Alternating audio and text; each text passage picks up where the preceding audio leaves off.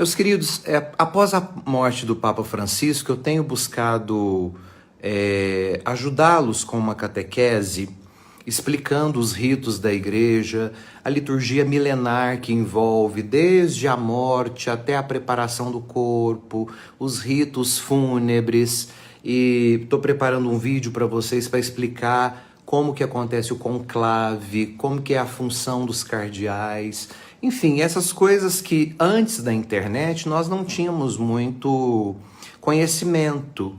E tem surgido para mim algumas perguntas aqui no direct, das poucas que eu consigo ler, que estão me assustando. Mas não pelo fato de serem perguntas, como que eu posso dizer, místicas ou espirituais, mas pelo nível da ignorância das perguntas. E me desculpem falar isso, mas é o que eu tenho sentido. Nós temos que tomar um cuidado nesses tempos, porque sempre que morre um papa, nascem algumas especulações. Hoje eu devo ter recebido aqui centenas de perguntas sobre um tal de um oitavo rei, sobre uma tal de umas velas que precisam ser bentas, de umas noites escuras, de um próximo papa ser o anticristo. Onde vocês estão com a cabeça? A minha pergunta é essa. Porque veja bem, a fé, ela não é um circo de profecias. A fé é um chamado à maturidade cristã, meus queridos. Nós vivemos tempos em que muitos católicos, ao invés de se aprofundarem na leitura dos documentos da igreja, do magistério, das escrituras, da doutrina, na vida sacramental, eles preferem consumir, como crianças iludidas por fábulas, profecias alarmistas, supostas revelações privadas que não são reconhecidas pela igreja, delírios apocalípticos que falam de anticristo, falsos papas, datas do fim do mundo. Onde vocês estão com a cabeça? Onde é que está Cristo na fé de vocês? Onde está a formação no catecismo da Igreja Católica? Onde está a submissão ao magistério legítimo, que é o único intérprete autorizado da palavra de Deus? A fé cristã não é superstição, gente. Não é numerologia camuflada, não é horóscopo com nome de revelação. Muito menos é terreno fértil para delírios de desobediência e rebeldia, de desconfiança para com a Igreja de Cristo, que é una, santa, católica e apostólica. A Escritura é muito clara ao dizer, o Evangelho de Mateus vai falar, haverá falsos profetas que enganarão a muitos. Mateus continua, mas Jesus também foi claro em outra direção quando ele fala, vigiai sim, mas não vos deixai enganar. A obediência ao Santo Padre, o Papa, a sucessão apostólica e a comunhão eclesial não é uma opção para o católico. Se você é católico, você não tem a opção de não obedecer ao pontífice e aos bispos. Isso é um artigo de fé.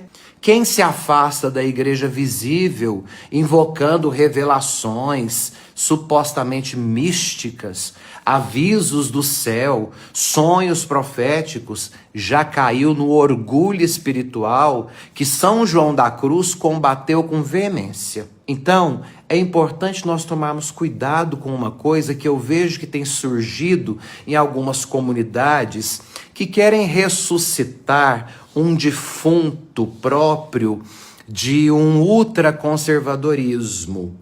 Muito cuidado, gente, porque a Igreja Católica, una, santa, católica e apostólica, tem como princípio visível de unidade a pessoa do Papa, sucessor de Pedro, bispo de Roma, vigário de Jesus Cristo na terra.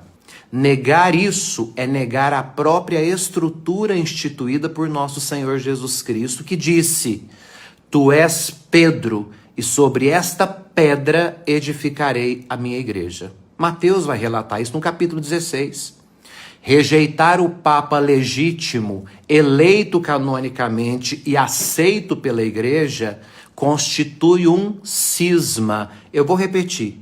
As pessoas que estão vomitando ódio, inclusive comemorando a morte do Papa Francisco, vocês estão em cisma com a Igreja E não sou eu que estou dizendo isso.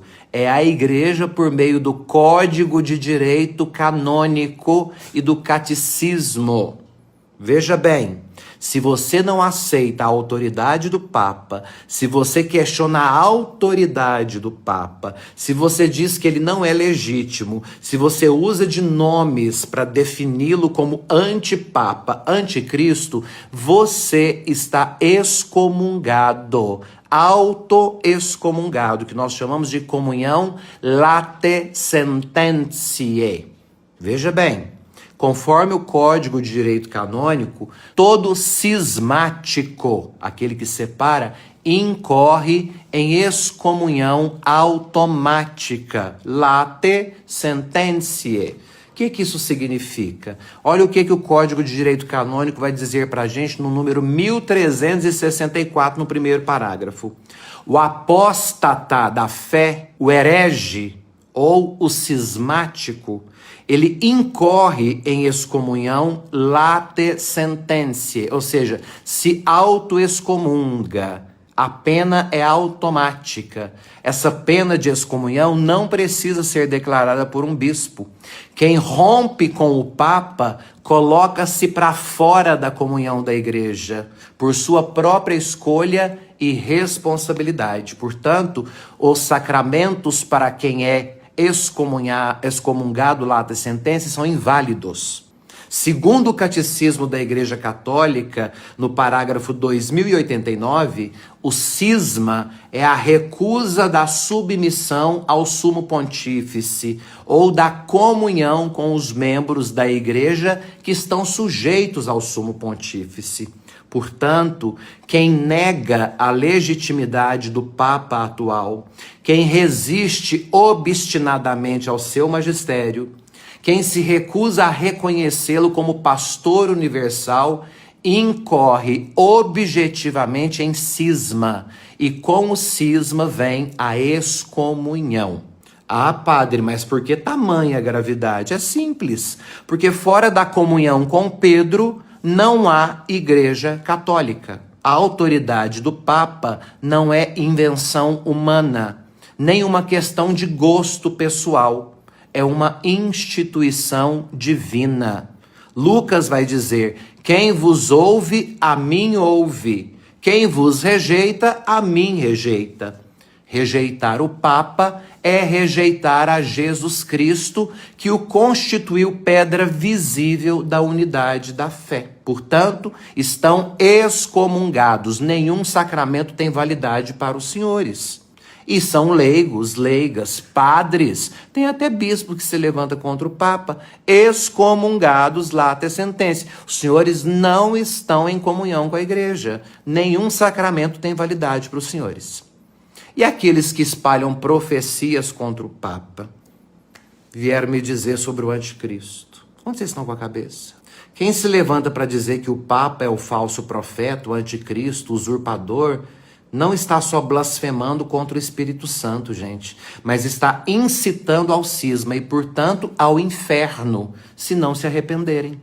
Não existe revelação privada, nem opinião teológica, nem sinal dos tempos que autorize qualquer fiel a romper com a sé de Pedro.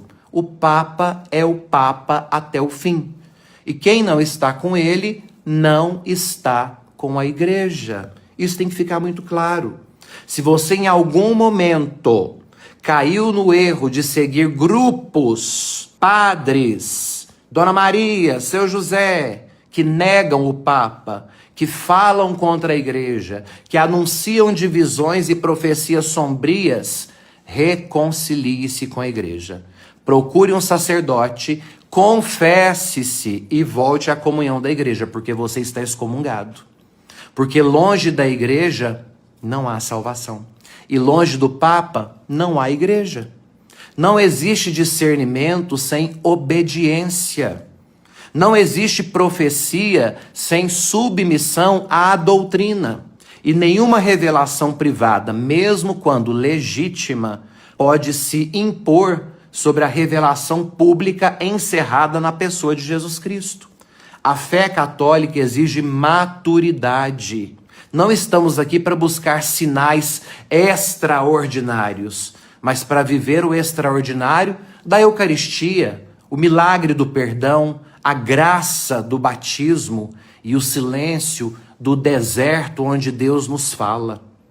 Aqueles que vivem em torno de supostos avisos celestes, anticristos ocultos, conspirações vaticanas, vocês já perderam a essência da fé cristã e precisam urgentemente de direção espiritual e formação. Paulo diz isso na comunidade, na carta à comunidade dos Coríntios. Quando eu era criança, eu falava como criança e pensava como criança. Mas quando eu me tornei adulto, abandonei as coisas de criança. 1 Coríntios capítulo 13. Que o Espírito Santo nos livre da infantilização espiritual. Que voltemos à fonte, à palavra, os sacramentos, a tradição, o respeito pelo magistério. E que deixemos de brincar de fim de mundo. Porque quem teme o fim, talvez ainda não tenha conhecido o começo, que é Jesus Cristo ressuscitado. Vigiai, povo de Deus.